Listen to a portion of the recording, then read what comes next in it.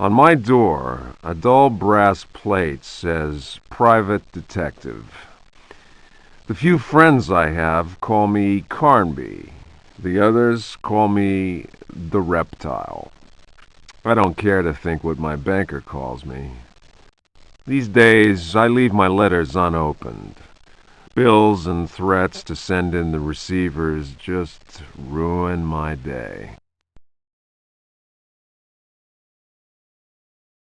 When an antique dealer called Gloria Allen contacted me, I slipped into my best shirt, holstered my .38, and got to her shop as fast as I could. I was expecting something sordid. Blackmail, probably. Boy, was I wrong. What I was asked to do was visit a property called Derceto and find a piano in the loft. It was an old piano with secret drawers. The kind people who buy stuff in antique stores go crazy over. The Derceto house is supposed to be piled high with classy junk. Furniture, books, paintings. It looked like whoever owned Derceto was about to get cleaned out. I was going to bring up the subject of money when Gloria Allen handed me $150 and a key. I kept myself from grinning at the thought of my banker's surprise. He doesn't like his victims getting away. I looked over a copy of the police report. The former owner of Derceto, a guy called J. Hartwood, had hanged himself in the loft. The coroner concluded it was a clear-cut case of suicide. I promised Gloria Allen I'd give the place a look over. My report will be ready in a couple of days. I've been reading up on the history of the old house. It's the kind of place ghosts run away from in terror. Grisly murders, curses, lunacy. Luckily, devil worship makes me smile, so this is my idea of a paid vacation.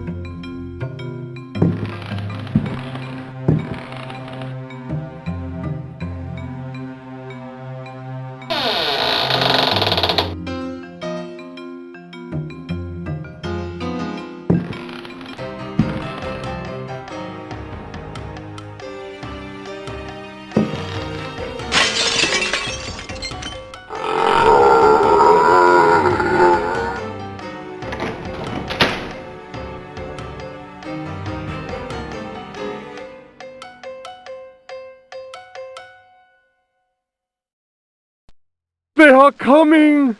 I have freed hellish forces, and now the price must be paid. Der Seto is the prey of evil. The sun has set. They will find my body, but will not have my soul.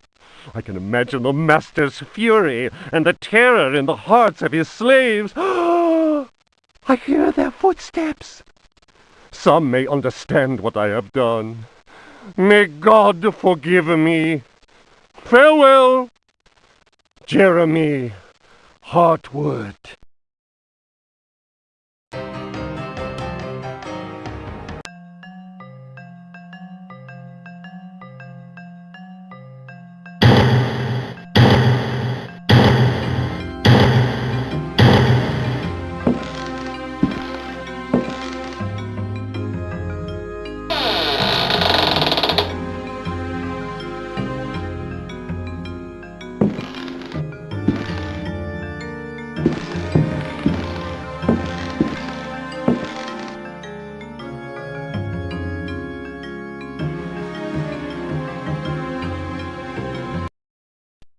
Fragment of the Myth of the Golden Fleece. Translation Edouard de Villeban. Hesperides Publications. Then Perseus came across Ichios, who had been turned into stone. He spoke to his companions and said, "Beware of the Medusa. He who looks into their eyes is doomed to the same fate as that which befell poor Ichios, and will never more set eyes on Seriphos." "Must we go blindfolded?" asked Emelopes. "Take up your bronze shields and polish them until they flash in the sun," answered Perseus. "Fill your hearts with courage. May Artemis guide us as though we were an arrow from her quiver." But Emelopes was not satisfied. "Why do that, Perseus? Is 3 inches of sharpened metal not enough to destroy these accursed creatures?" Then Perseus drew his sword, which shone and glittered in the sun, and with it he dazzled Emelopes. "Now what can you see?" the companions of Zeus' sons laughed. "Let us set to work, so that our shields may shine like mirrors."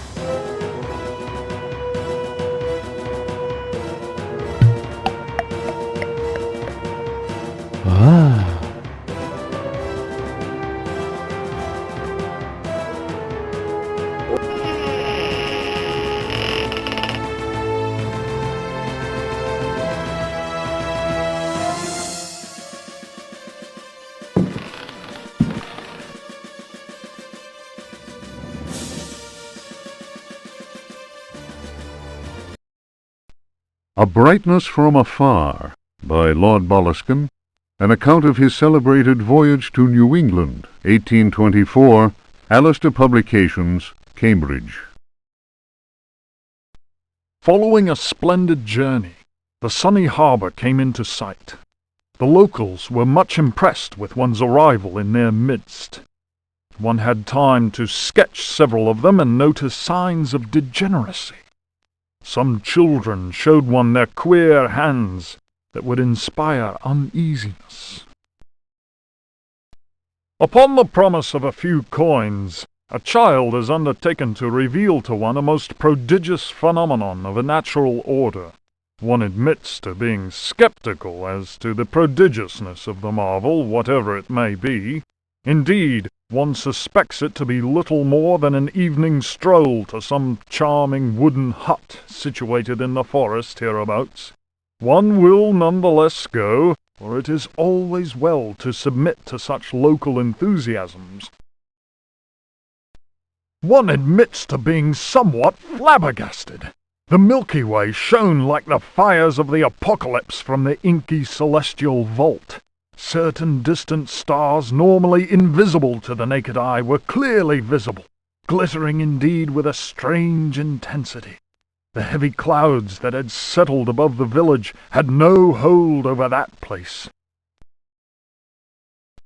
It would be pointless to offer here the names of the constellations one perceived in utter clarity.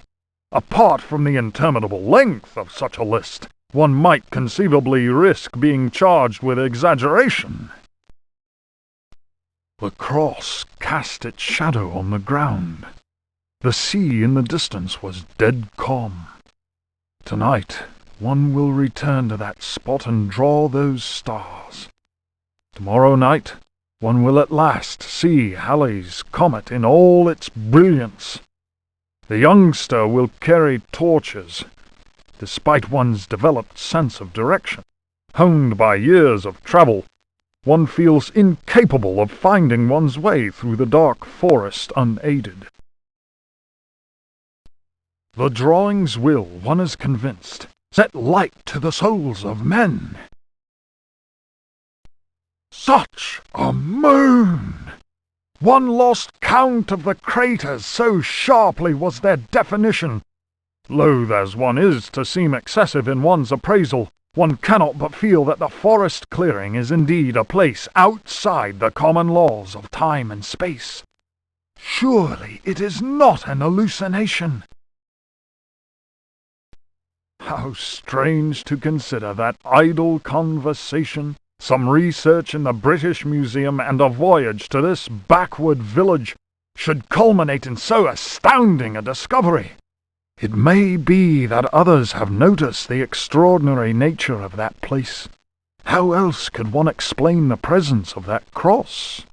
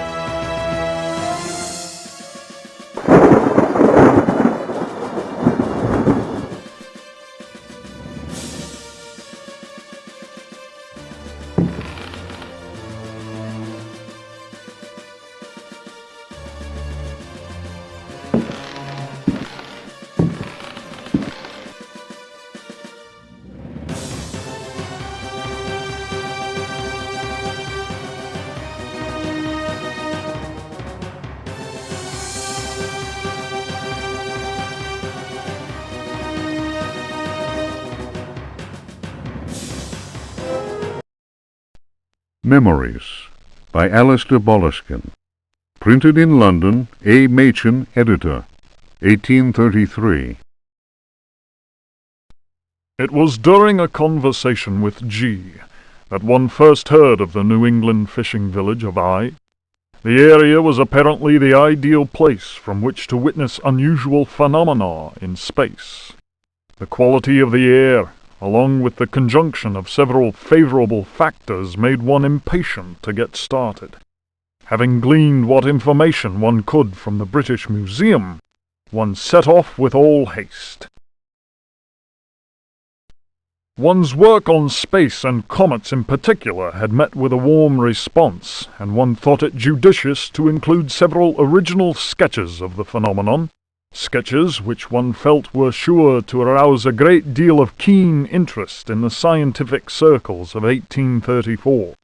One refers naturally to the passage of Halley's comet. Editor's note: Lord Boleskine's memoirs end at this point. Who knows what extraordinary contributions he might still have made had he not succumbed during his visit to New England to dementia, followed by an early death in St. Andrew's Hospital.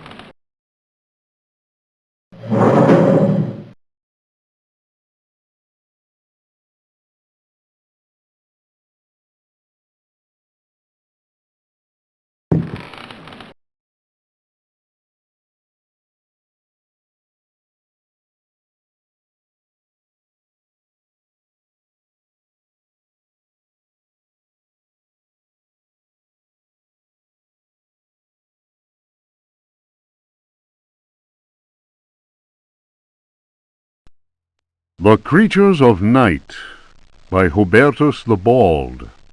Translated from Latin by his brother in prayer, Fratre Johann Marcus. Of monstrosity. You who read me know that night engenders monsters, and that night creatures exist. The accursed book of Abdul al-Hazred is clear on this matter. That is not dead which can eternal lie. Unhappy he who knows that book. Unhappy he whose eyes alight upon that foulest of texts. Unhappy he who implores the standing stones, for he will free the powers of darkness. Of the pit. Stagnant waters are like the memory of men. Beneath the surface calm, clawed beasts await, and are known to initiates as the deep ones. Awaiting his prey, the deep one seizes him and drags him down to the abyss, where Dagon, the cruel god, swims and reveres him whose name may not be pronounced. Of libraries.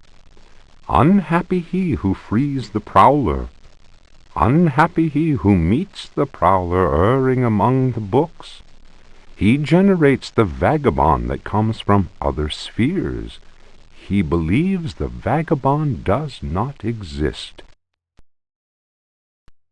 He will feel the embrace of death, for in the eyes of the vagabond, books are no more than dreams, stone no more than wind. The vagabond knows how to take the breath of the reckless. Of strife. He who speaks does not know, and believes he is able to kill the creatures of the night. Folly. Evil is conjured up by science and secrecy. He who prowls among books will perish by the blade. He who flies in the dark caverns will scream in fear. He who swims in the depths will evaporate. But he who believes he knows nothing. He who knows says nothing. Of death. There are domains more terrible than death. That is not dead which can eternal lie. Each creature is conjured up and is not dead, but returns to the origins. A monster, a science. Steel kills the vagabond who never dies. Translator's note. Here ends the manuscript of Hubertus, who died in the library of the convent of Teruel in the year of our Lord 1666. Requiescat in pace.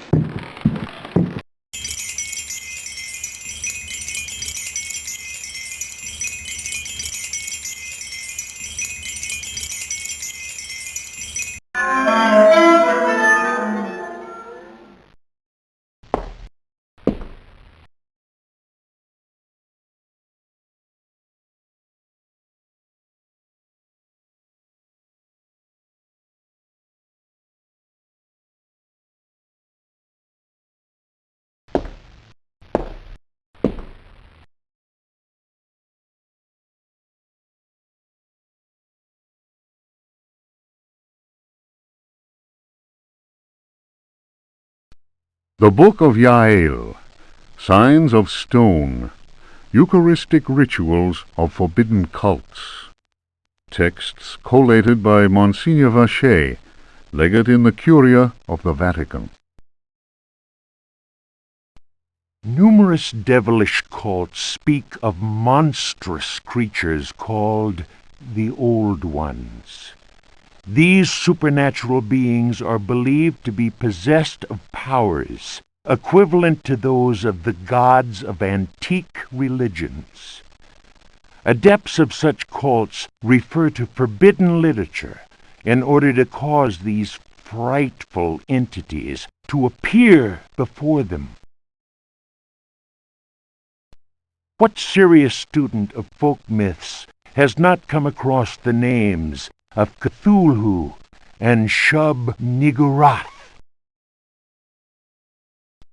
It must be said that these creatures wield tremendous power and are difficult to control once they have been unleashed into the world. Those who serve He who goes in shadows protect themselves with signs of stone, carved into the walls of houses or engraved on various objects. For those misguided servants of evil, the best protection appears to be that afforded by the sign of the most ancient gods, engraved in Manar stone, a heavy material said to be disagreeable to the touch.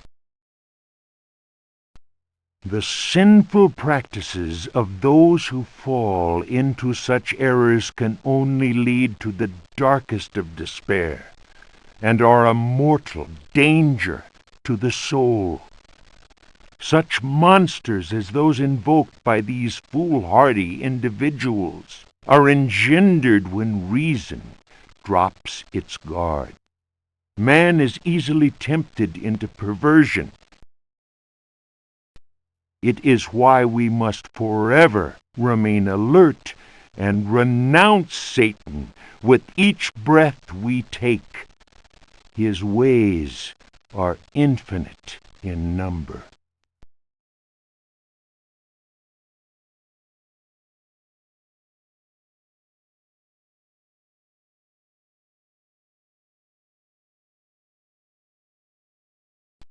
The Sacrificial Dagger, Otto Stern, Lumina Books. The importance placed on ritual sacrifice is constant in religious cult practice. Propitiating the gods is a theme common to many religions. The Old Testament affords many examples. Primitive polytheistic belief systems integrate sacrifice in their rituals as part of the recurrent process of reaffirmation and, naturally enough, group cohesion. The members of their social and religious community come together in an act of purification and atonement. It would be erroneous to imagine the act of human sacrifice linking priest, offering, and God, C.F. Manzetti, stone cults, as anything less than a vital focusing of the group's faith. The act also ensures the continuing appeasement of the god, but only if practiced by a recognized officiating priest using the appropriate instrument. Studies made concerning primitive religious groups bear witness to the central role of sacrifice in living ritual. My own work in the field of ethnopsychology brought me into contact with a sorcerer living in the region of Arkham. He introduced me to the rite of steel, linked to a ceremony known as adoring the black goat of the woods with 1,000 youngs. The god being adored is known as the vagabond. Here, the dagger's role, which allows the life breath to pass from one dimension to another, is essential. The vagabond is a frightening figure, being able to move where he wants and to kill those who have displeased the goat god, for whom he acts as a go-between. The goat is clearly a fertility god. The priest, having spoken the invocation, must choose the appropriate dagger for the sacrifice. The knife with a sinusoidal blade that must be dipped 7 times, on night when the moon is full, in water that has been distilled 100 times, will be laid aside, since it would send the vagabond back into his own dimension. See illustration. The priest will rather choose the dagger with a curved blade. That is more appropriate for slitting of the lamb's throat.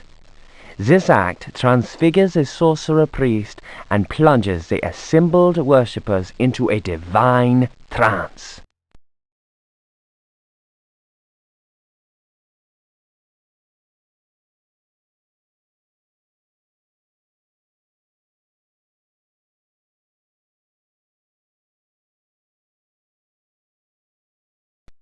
Juan Luis Jorge, de Biblioteca. Reflections on the Power of the Verb in Certain Texts. Archaeos Publications, 1919, Stafford.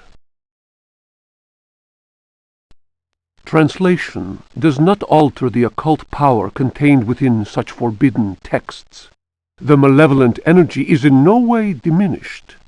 The spell must be cast aloud and clearly, in certain languages or little-known dialects. Maglafar Fathang. The reader will understand that, in the light of these revelations, I would be foolhardy to continue quoting from the text I have before me. If spoken aloud in its entirety, it would surely awaken powerful and malignant forces. I will go further and say that simple reading of some of the more technical passages describing specific practices is in itself a perilous exercise. The ill-prepared reader can easily fall prey to attacks of demented hysteria, not unlike those described in cases of individuals said to be possessed by evil spirits. I recommend the study made by Zempf, Urbain, Grandier, and Loudon, and the reports made by the Reverend Richard Price concerning a number of astonishing, to say the least, exorcisms carried out in a parish near Providence. Given what I have written, we must be grateful to the librarians of the British Museum, who have never allowed consultation of the work of Al-Azif's startling work, the infamous Necronomicon. Copies of that work do exist, in spite of the zeal of book-burning inquisitors. For proof, we need look no further than the British Museum, of course, and the sealed archives of the Miskatonic University in Arkham. Other examples of books whose evil can be unleashed by any thoughtless reader are von Jutz's von Unersprechlichen Kulten and the abominable De Vermis Mysteries by Ludwig Prien, whose sordid death should be a lesson to all those tempted by a study of the occult.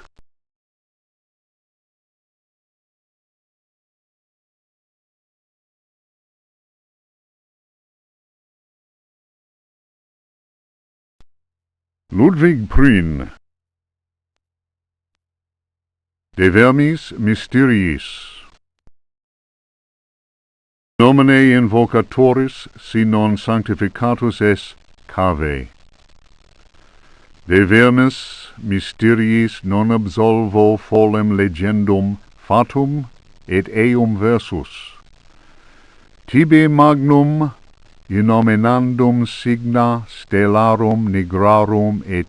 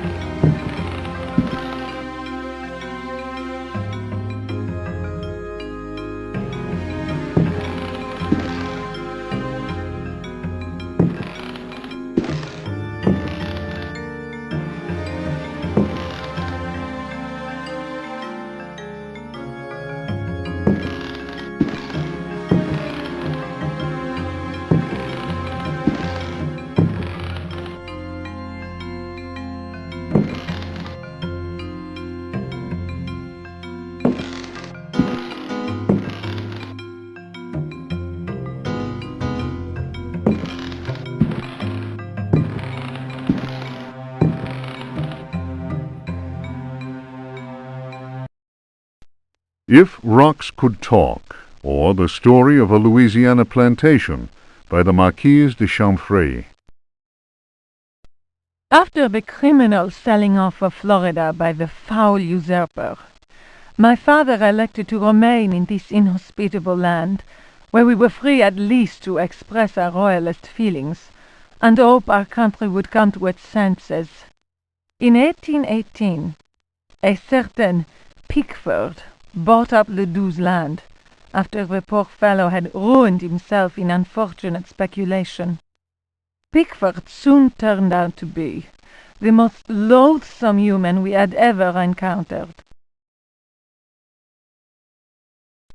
He was an adventurer of the worst kind, nouveau riche, and bloated with a grotesque sense of self-importance.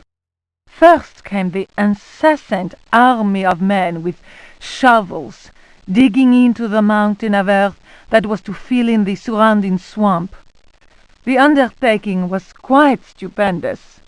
We learned from a slave that the final objective was to connect the existing caves with another one of gigantic proportions.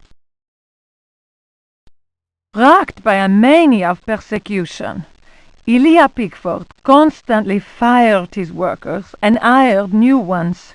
He did all he could to keep anyone from learning about his plans. My father was amused and said, "The poor fool will end up getting lost in his own cave." But the walls went up, and tongues started wagging. Our detestable neighbor had been a sailor, a ruffian grown rich on questionable trade. Distasteful stories were told of him.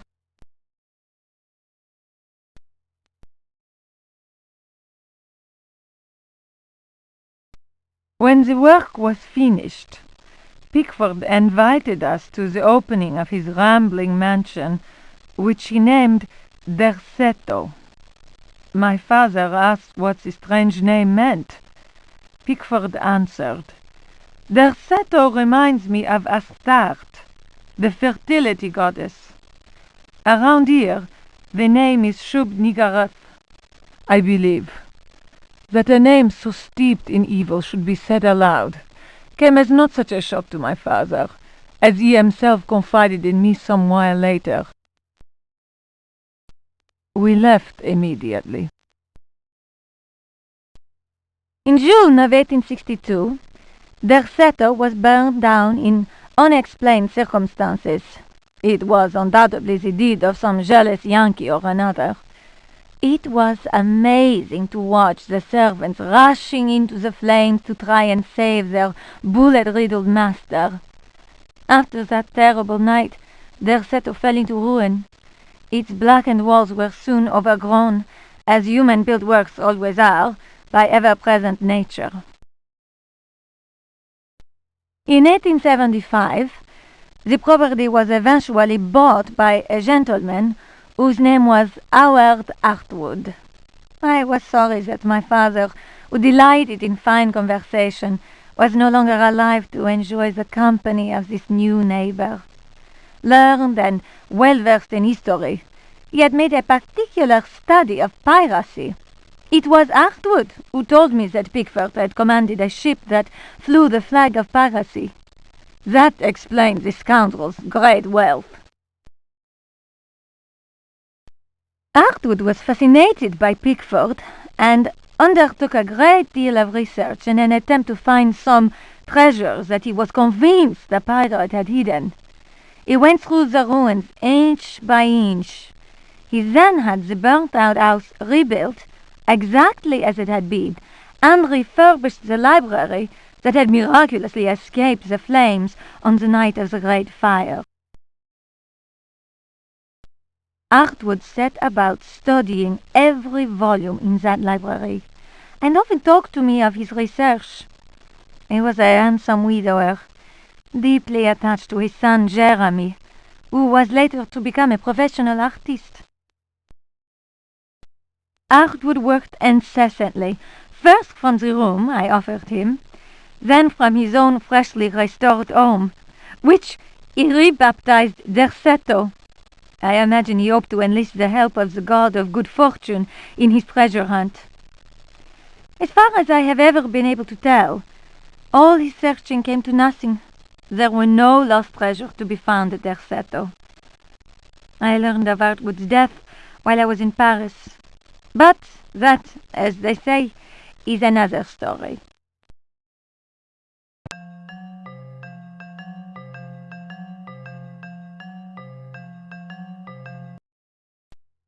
Unfinished Chapter of Terra Incognita by Jacob van Ostade, a hitherto unpublished fragment of the manuscript unearthed following indications furnished in the Vatican Library's Expurgatory Index.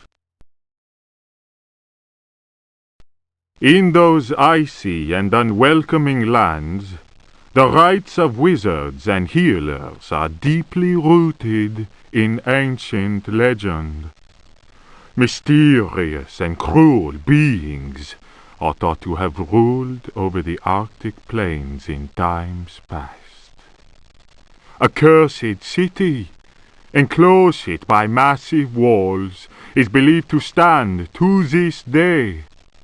It contains fabulous treasures and is inhabited by the degenerate descendants of those who instilled centuries of terror in the hearts of the people. These people, naturally placid, are seized with rage and horror at the very mention of the prisoners of the ice. Were these dreadful captives to be freed from their frozen cells, they would reap a horrifying tribute of human flesh. These blood-curdling beings may be invoked by certain ritual words. They can even be controlled, albeit with the greatest of difficulty. I admit to being impressed by these tales, repeated to me on many occasions and in a number of different places during my travels in the region. I have also seen troubling cult objects, sculpted in a material unknown to me. Another remarkable fact is that local Eskimos experience great distaste in pronouncing certain words, and invariably avoid saying them. Here is a living example of the power that words contain. As it is said in the Bible, in the beginning was the Word.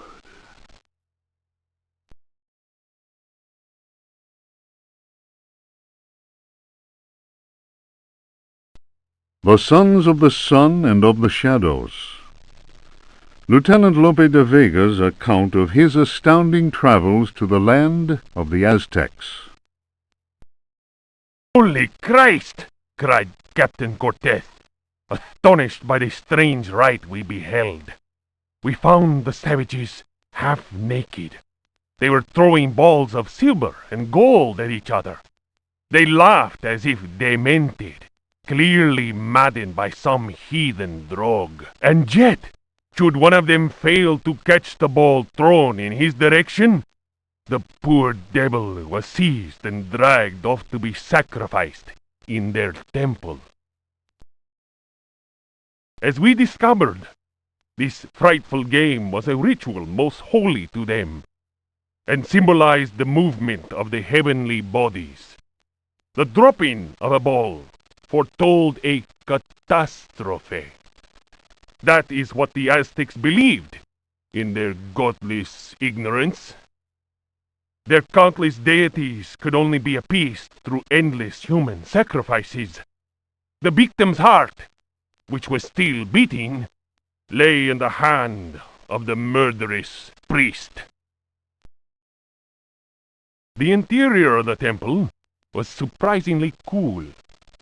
The weight of our armor, our exhaustion, even the burden of our suffering, they were all banished by a sense of awe that the crudely magnificent altar instilled. In the tomb-like silence, a deep voice chanted an incantation. The majestic statue of the water goddess, Chalchihuitlicue, seemed to throb with vitality. This massive stone, draped in a golden cloak and studded with precious stones, was coming to life before our very eyes. Horror of horrors! The granite eyes of the statue, empty of life only moments before, were now injected with blood. We staggered back in amazement. Dom Jose was taken by a fit of convulsions. He tried to raise up his crucifix, as if to ward off an attack by demons. The heathen priest laughed cruelly. The statue's mouth cracked open in a deathly grin, bearing teeth sharpened to dagger points. Captain Cortez cried, "Attack!" But it was no use. We were glued to the spot. We were unable to move. Our armor seemed to be bolted to the temple floor. Our legs weakened, and we collapsed in a thunder of steel. Only Cortez had the presence of mind to unsheath his dagger. He hurled it at the cackling priest. 4 inches of the finest Toledo steel buried itself in the heathen's face.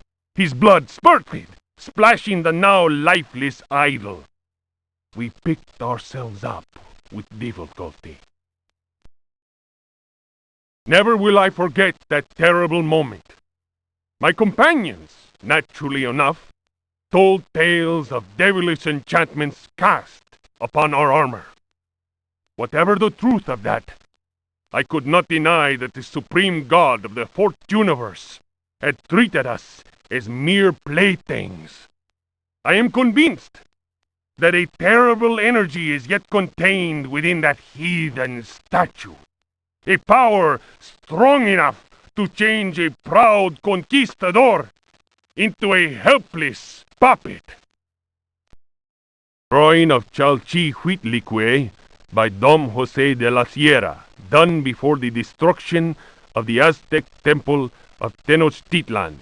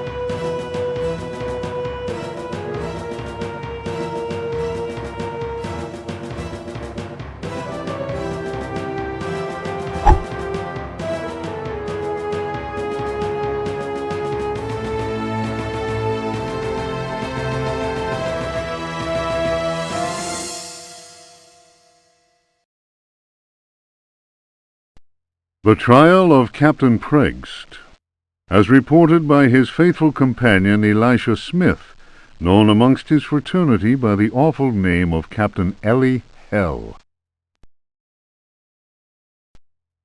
Transcribed from the log found aboard the wreck of the frigate Astarte by H. Hartwood. "By all the devils!" roared Prext, glaring at William, the judge. "Curse it, Will! It'll take much more than every cannon in the blasted navy to make me change me mind. You're the greatest blackguard that ever joined our fraternity. Am I not Prext, captain of the Astarte, and bloodiest villain in all the 7 seas? Bloody Ezek, they call me. And you think I'll tell you where I hid my treasure?" The tribunal of the Corsairs' fraternity murmured at this. Prext was indeed all he claimed. The judge, One-Eyed William, slammed his fist on the table, and silence was restored. "Shut your mouth, Prext! You didn't pay the fraternity its rightful share, and that means only one thing. You'll hang by the neck from a yardarm, you scurvy cur! Here's the rope twisted by Satan himself. You threaten me, Will? Many a man better than yourself has lived to regret holding a cutlass in my face. You'll be begging for mercy, mark my words." That shook One-Eyed William, and no mistake. Danny waved his hook in the air and shouted, "Prext was always a loudmouth. The law says we hang him." The jurors took up the cry, "Hang him!" It was Pregst's turn to slam his fist on the table. He threw back his head and roared with laughter. "You fools! You want to kill what will never die? Try it!" Once more, the assembled Corsairs murmured. There was unease in the air. They remembered what happened to Chuck, the gizzard slitter, the man who opened his mouth once too often. It was night, and a bitter wind whipped the New England coast. Snug inside the Dead Horse Inn, one of the Astarte's men was talking. His name was Chuck, and his subject was black magic. He told stories of human sacrifices, voodoo rites, and zombies. He told a tale of a time when their luck was down and they were holed up in a Florida swamp. Prext went missing. When he returned, he shouted, "'Tis the devil that guides us now, me hearties!" Whether that was true or not, the Astarte began taking loot after juicy loot. The favorite song of the Astarte's men, "Crash the Bones," was replaced by a new one. "A skull, go to port, sabre, to starboard. Pass over that will, and with death you'll deal. If you cut a rope, cut the right, I hope, or then, I don't mind, the death you will find." The next day, as you may have guessed, Chuck's body was found with a dagger plunged between his shoulder blades. Chuck's face was fixed in a ghastly grin. Molten lead had been poured down his throat. Whatever way things happened next, and I don't have the details, Prext was with us again, and we set sail for Florida. We anchored the frigate not far from New Orleans. Taking a few trusted companions with him, Prext set off into the swamp. They carried large wooden chests with them. 2 days later, we heard shots being fired and screams. Prext arrived soon after that and claimed they'd been attacked by alligators. He alone managed to escape with his life. He went on to say that the time had come to share out the spoils of our many loots. I was given command of the Astarte, while Prext handed 3 chests over to the crew. The chests were full of gold and precious gemstones. The rum flowed that night, and the stars shone bright. All at once I noticed a tall man dressed in black. Pregged introduced him to me. "Here's a hearty mate. You can call him Keith. Many a tale he could tell." Pregged laughed loudly and held up a roll of parchment. "And his hideout, none better." The parchment fell to the ground, partly unrolling. I noticed what seemed to be a map of underground tunnels, a veritable maze of caverns. Pregged continued, "I'm giving up the pirate's life. The estate is in your hands now, my lad. She's a fine ship, and my reputation goes with her. Should any man call me coward, then break his head for me. I'm leaving you only because I found a treasure more precious than the purest of gold." Keith spoke to him then. "It is midnight. They are ready, and we must go." The stranger turned his cold eyes on me and said in a soft, chilling voice, "Sometimes Pregged talks too much. Forget what he just said, and maybe you'll live." The fellow's words froze the marrow in my bones, and it was all I could do to mumble, "I'll not breathe a word." The canoe slid away into the night. Their torches disappeared in the distance of the swamp. My snoring companions didn't hear the insidious rhythm of far-off drums.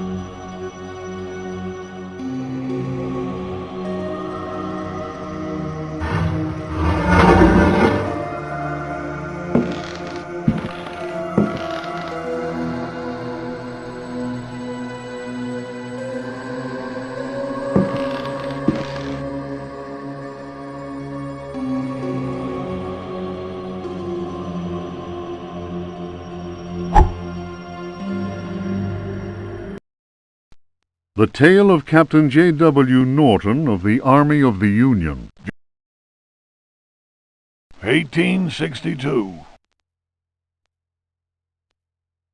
The South was in collapse. Louisiana was open to us. I had each day to requisition victuals for our troops, and was aided in this endeavor by a score of brave men. Rebels were not yet ready to lay down their arms. The region was far from safe. I headed further and further west, and questioned many freed slaves. From them, I learned of a plantation on the coast. Its name was Derceto. We received a less than hearty welcome. Only Pickford, the owner, behaved in a friendly manner. While my men counted cattle and grain reserves, I learned what I could from him. Man was most unusual and possessed an extraordinarily cultured mind.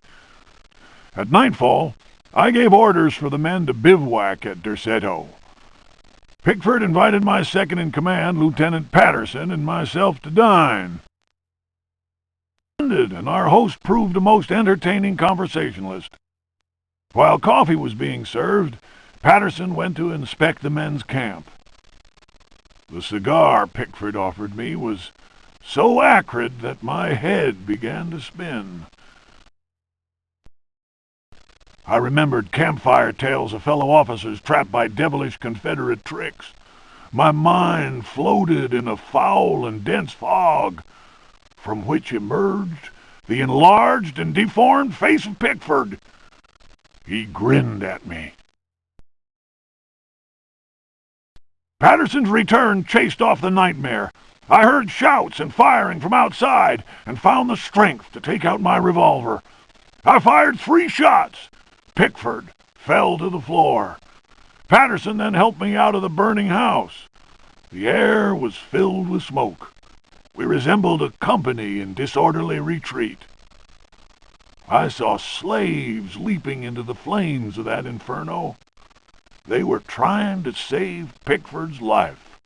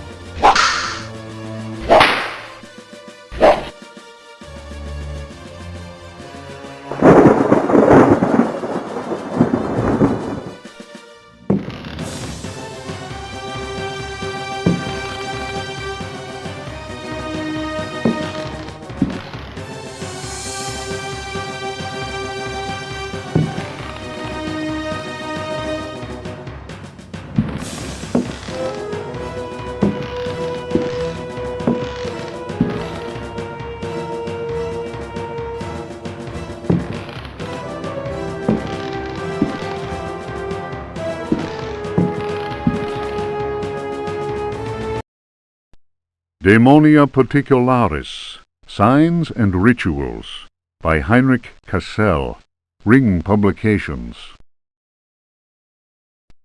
The ritual of invocation demands that the officiant be pure.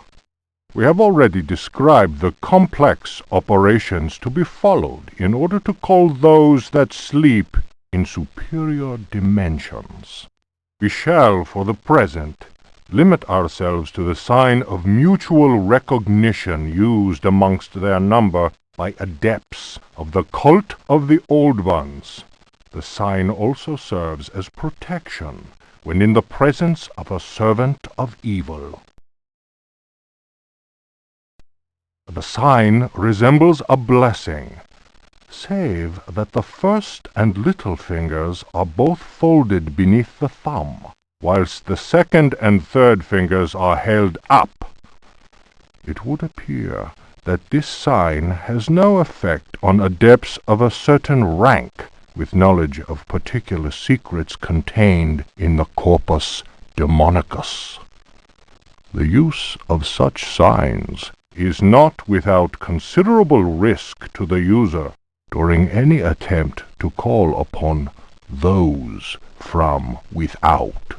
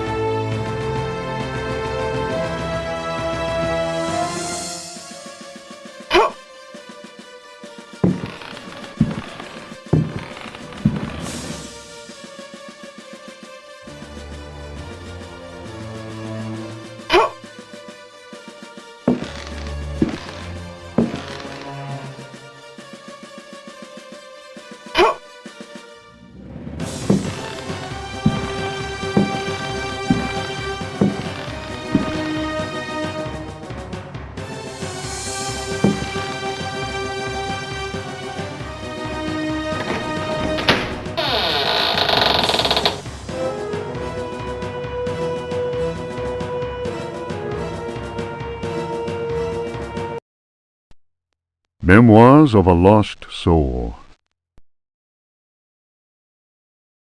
The mask must fall. You who discover this manuscript understand this. I am here at your side. I am waiting in the darkness of my crypt. Soon you will belong to me. One of my slaves wrote this document. I have lived for 3 centuries, and my name is Ezekiel Prext or Elijah Pickford. You may choose which to call me. I do not hide out of fear. My power is immense. I have sailed the 7 seas. My ship, the Astarte, spread terror through all the continents. The corsairs judged me like the Welsh judges of 1620, but they could not destroy me, and neither could the pirates.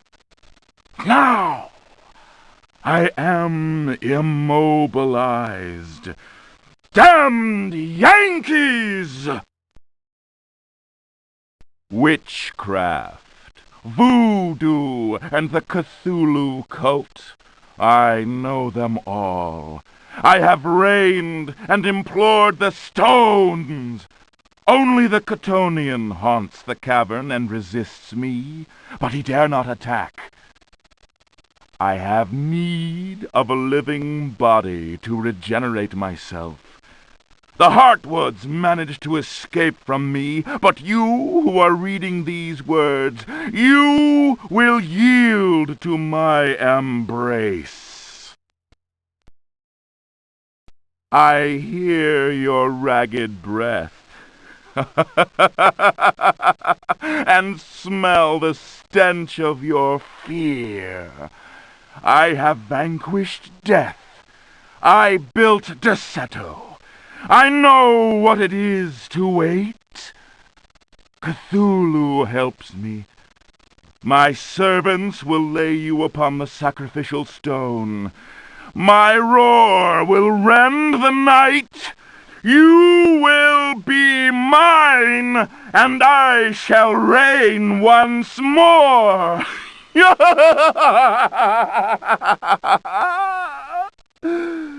Come to me.